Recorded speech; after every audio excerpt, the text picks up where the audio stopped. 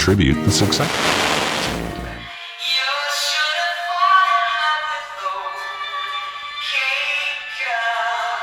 Walls and a roof.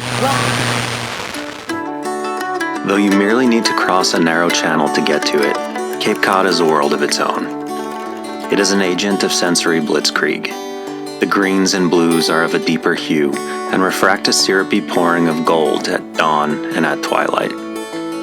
They say scent is the most vivid trigger of memory, which explains why the intermingling aromas of cut grass, salty ocean air, and fried seafood joints send me into Proustian nostalgia trips each time I visit. Stuck out on the verge of endless ocean, the Cape forces you to pause and reflect. Henry David Thoreau wrote of its landscape, "The seashore is a sort of neutral ground, the most advantageous point from which to contemplate this world," which is perhaps why it lends itself so well to a fulfilling day of golf.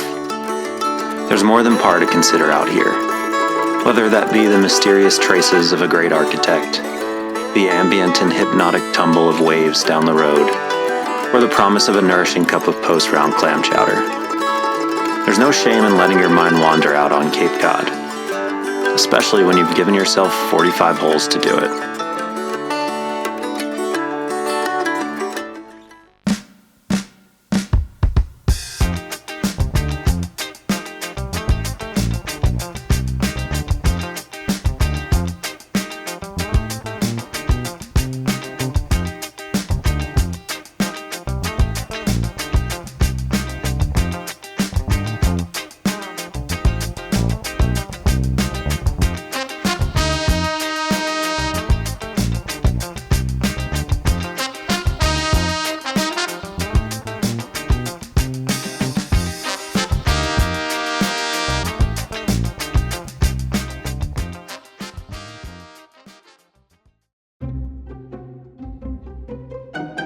One thing that we're doing as part of this video specifically is kind of trying to figure out, is it a true Ross? I mean, there's a lot of information on both sides of things.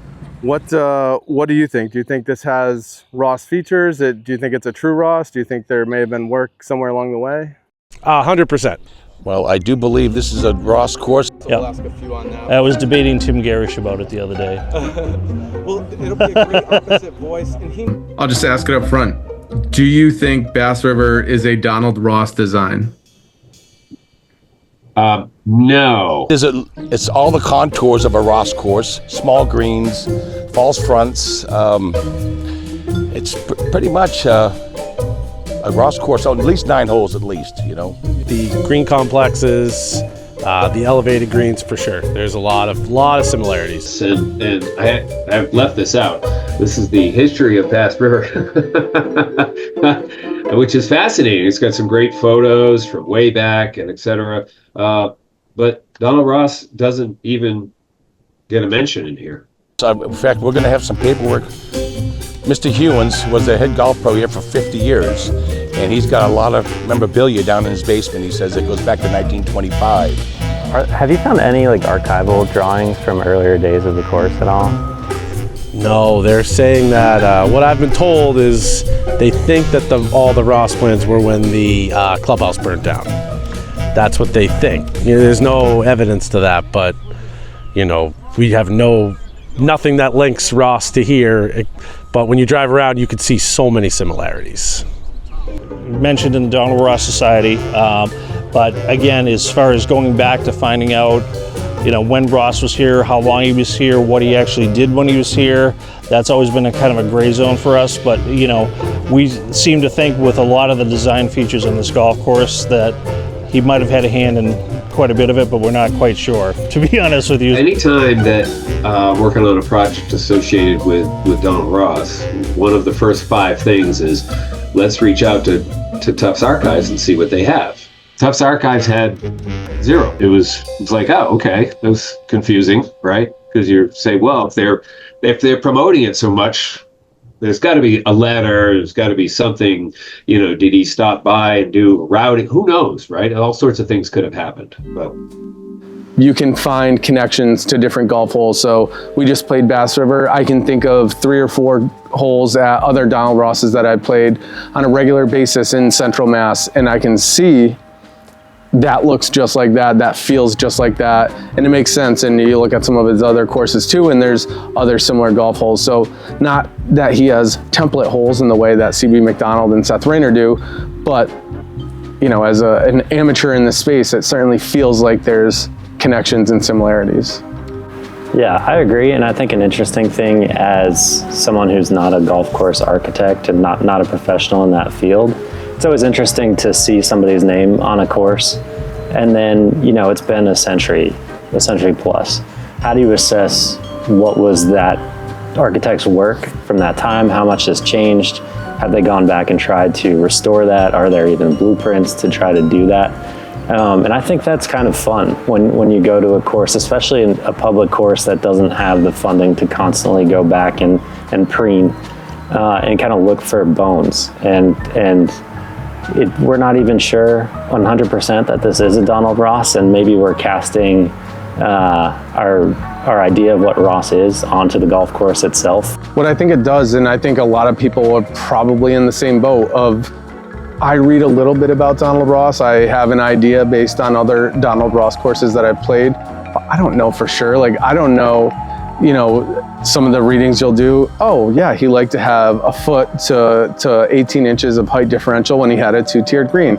I wasn't out there measuring it, but I'm thinking back, I'm like, I think it was about that. So same thing, it's part, like what you said, it's part of the excitement and journey of it, of like, is that what I'm experiencing? I'm not even sure. Yeah, and none of these things are set in stone, right? I mean, we know Ross was prolific to an extreme, and there's no way that he was doing all the work at all these courses that we know he designed. So, you know, what the outcome was on a drawing he did may not have matched exactly what he had in mind. So it's a pretty slippery slope to try to pin anything directly to his mind anyway. Right. Which I think leaves room to be like, well, that looks Ross to me, or that doesn't seem like his style, and that's completely fair game, I think.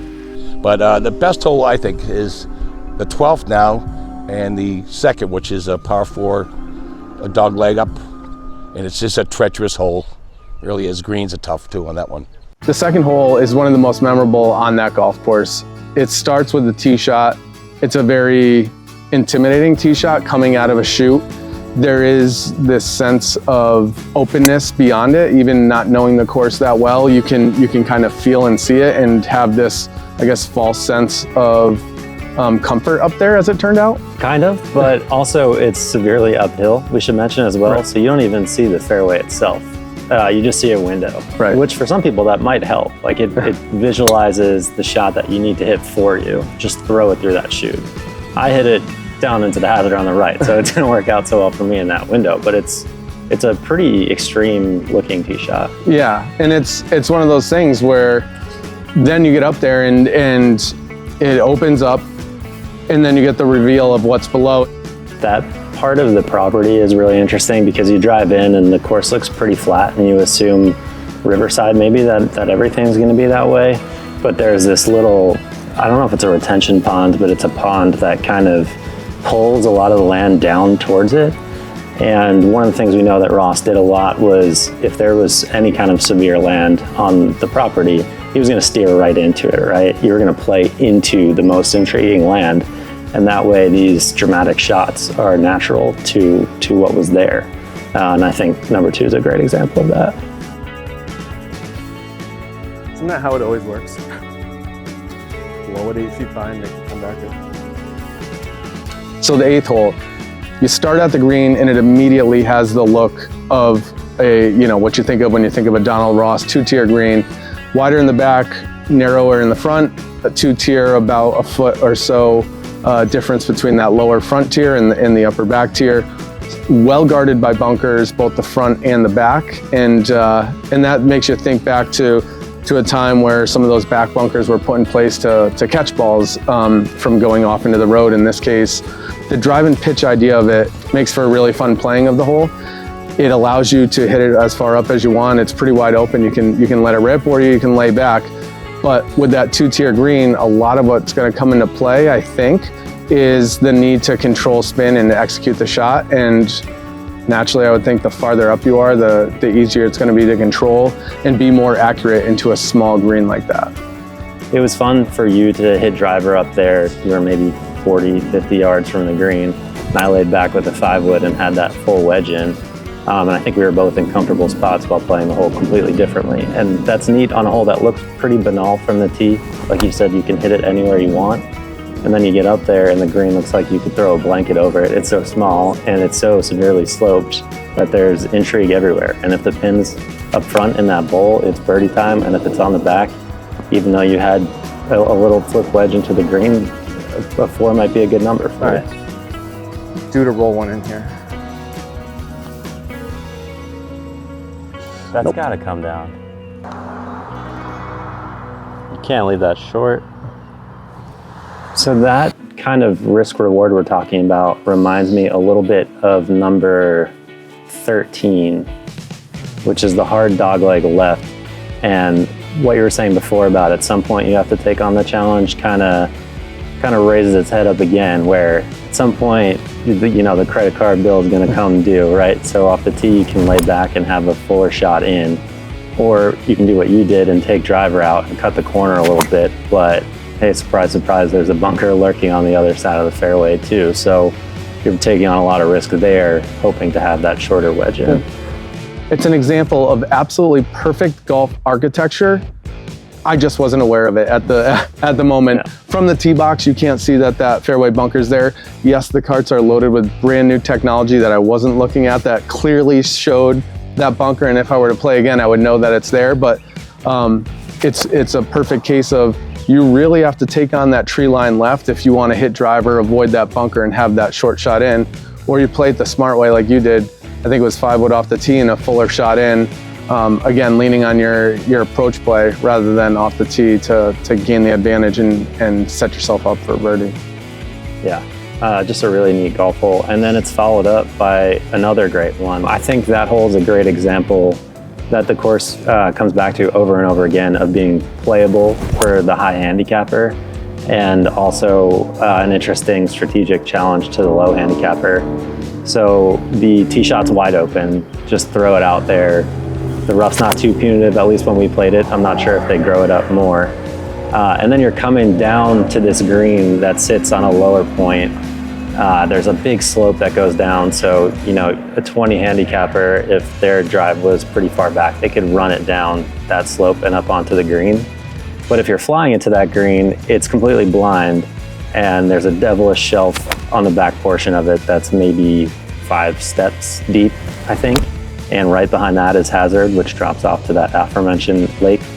So you would think that you're freewheeling it, going looking for a birdie, but if the hole's cut up there, buckle up, that's a really tough shot. It's one of those holes where you play it not knowing what's ahead and, oh, it turned out great. Now that you know it once, it's probably one of the scarier approach shots that you're gonna face the whole round. Yeah, I hit it on that shelf, and I think if I knew what that shelf looked like, I don't think I would have been able to hit it on that shelf. You know, that was kind of a happy mistake to be up there and have a look at birdie. Then you so that green takes you right up along the Bass River on a day where neither of us had it going, to say the least. That to me was a place where you could kind of take a breath and remember, hey, I'm out playing golf today, and this is a beautiful place to be doing so. Yeah, it comes at the perfect time in the round, and I know the routing has changed over time at Bass River, but like you said, that course, it challenges everyone. It certainly challenged me that day, but there's something about water around a golf course that makes the bogeys hurt a little less, I suppose. It helps you enjoy your surroundings, appreciate what you're doing in that moment, and it's therapeutic in a way. Yeah, and I think there's also something about, you know how valuable that land is, and it's not housing, it's not a private club, it's somewhere that most anyone can afford to go up and play. And you're walking along this like beautiful path along the river, and 17 just, you look at the green and then it just expands all the way down the river and out into the ocean. And it's, like you said, it's therapeutic, it's a peaceful spot, and I'm just very grateful that it's a public golf course. When you think of Bass River, do you think of the 18th hole right away? Yeah, I think it's a straight up signature hole, which that's not always a great concept, but there, I mean, it sits right below the clubhouse, which is cool, and you don't end on a par 3 all that often. Please be good. That looks very good. Yeah, good shot. With a gallery, we'll take it. Even if you don't have it going that day, there's something about coming away with a par on the 18th hole there. Executing a shot in front of a gallery, you know, around the 18th green. You got the water, potentially some boaters watching from the side. It helps some of those bogeys kind of fade away. Come back. Come back. Come back. Good 3. My favorite holes out here are when you get near the water. One of the things that I think a lot of people that play golf always seem to forget, they get so tied up in their own golf games and they get all worked up when they're hitting bad shots and forget to take a look around them. When you come here to Bass River, when you come up these 2 holes, the par 5 and the hole over the water here, which is our 18th currently, you get to see such a beautiful view. If you take time, stop, look around you, see the nature of it all. You get to see all the boats going by and everything. It's just a really beautiful Cape Cod spot. I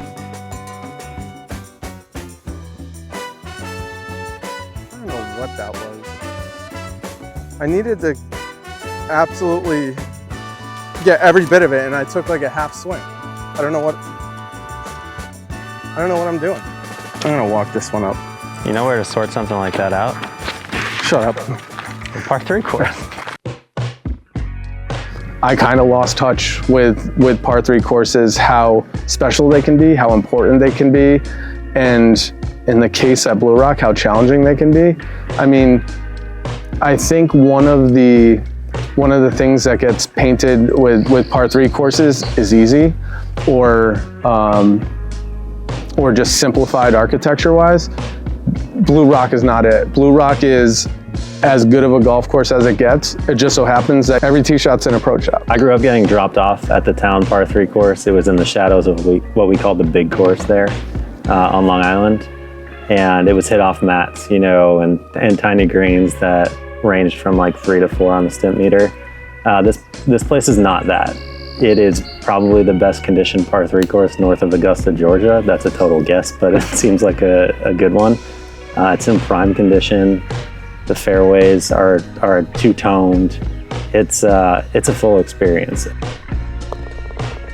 I think the best compliment I can pay it is the first time I heard about this course was through Tom Coyne as he was writing and experiencing for his book, A Course Called America.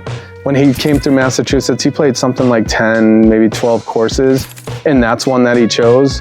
So, you know, if it's good enough for him, it's certainly good enough for me. One other thing that's really cool about the course, I'm a sucker for double greens. It's got this really cool double green complex with a huge spine that runs between the two. And I feel like the one other time that I'd played the course, I recall someone really pulling one left, having to go up and over, but it's one of those cheap thrills you get when you come across them. And I think we'd be remiss to not mention the 3 holes that cross over this water that runs through the center of the property, the first of which looks to me a lot like 12 at Augusta. I don't think I'm overstating that. And they have these cool footbridges to cross on, and it's just a really fun element of a fun golf course. Yeah, I think one other compliment to pay that golf course is you might need a driver. Like, they've got holes that stretch as far as 255 yards. As the USGA always likes to say, you're getting every club in the bag dirty. And it doesn't hurt that it was, maybe half a mile down the road from Bass River. It's kind of a testament to how golf-rich the Cape is, that you go to play at one place and you're probably going to pass the sign for 3 or 4 golf courses on your way to that place, and you can't hit all of them, but you want to. And on this day, we tried as many as we could. It's too much. Unless you're going to be an artist out here. There we go. So when we were putting this trip together, we had in our mind, we're going to the Cape, we're going to experience a bunch of golf, but we got to nail the sunset. We got to have that twilight experience. And if a place has a name Seaside Links in it, you know, it's going to get our attention. While Bass River was founded in 1900, Chatham Seaside Links is even older, right? 1895.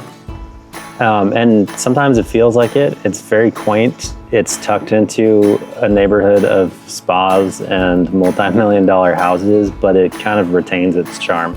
I think you nailed it there, and you used the one word that kept coming back to me when I was thinking about Chatham Seaside Links. It's charm. Whether it be the way that you literally walk along the sidewalk of the street to get from hole to hole, or the fact that the first tee box, or I suppose more the practice putting green, abuts the road. The clubhouse there is tiny, but it looks like it's almost original. It's pretty old. The way it sits there, everything feels almost too good to be true. Obviously have the cherry trees and the forsythia in bloom, but we get a lot of wildflowers, so it's always pretty. We get golfers who love those first tee times, so you can watch the sunrise over the water. Others who love the sunsets and those twilight golf hours. This place surprised me in a lot of ways. The main one was in that I didn't think the land was going to be that interesting. You hear Seaside Links in a town that you know is pretty densely populated, and you think flat, or I do anyway. This course is not flat. It has a ton of interesting land movement, and it's not long, but it can play long, and also it's kind of a choose your own adventure in that if you want to bully the course and hit drivers and there's not people in front of you, you can do that, and it can be a drive and pitch on almost every par 4. But if you want to lay back with a 7-iron and hit some challenging approach shots in, you can totally do that as well. The second hole stands out to me. So simple in nature and idea, and I think we both just hit 7-iron off the tee and had something under 100 yards in to what feels like the smallest green you've ever seen.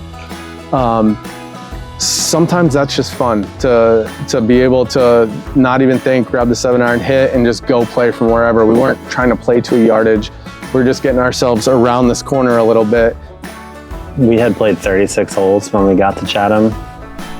We hadn't played them well. I think maybe morale wasn't at its highest. We were getting a little tired. And that place, first of all, the sea air, I think wakes you up a little bit, hearing the waves crashing out there. Having great company who was enthusiastic about the place, wanted to show it off, was great. We couldn't be mopey around people who were just happy to be out there. So that rubbed off. And I think we both kind of fed off of that energy and just had fun. It was a long day, a lot of golf, a lot of walking, and it just lifted me up. It reminded me what we were doing, how lucky we are to be out on a golf course, see the ocean, a course that costs very little money to play. It was the perfect way to end a day. And then even picking my ball up out of the hole on the 9th, after 45 holes for the day, I was thinking, is there enough daylight to spin it around one more time? There wasn't, and I don't think we would have anyway, but it's a testament to how much fun that golf course was that I was still wanting more at the end.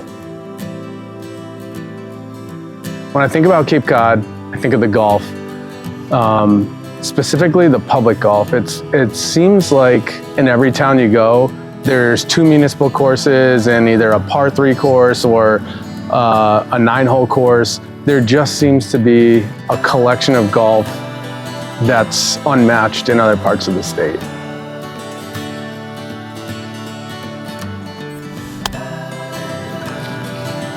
Can be good? Good as that? I don't know. A lot of blind shots. Is that a Donald Ross hallmark? I don't know, you tell me. Is it a clue? It's a clue.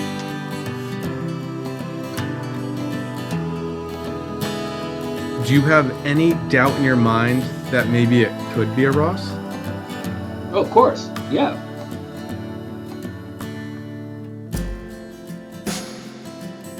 We have a lot of leagues that go out in the summer.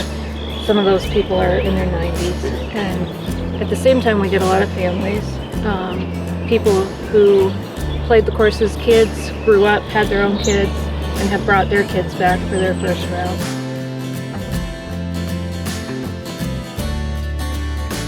And yeah, Donald Ross, well done, you got me.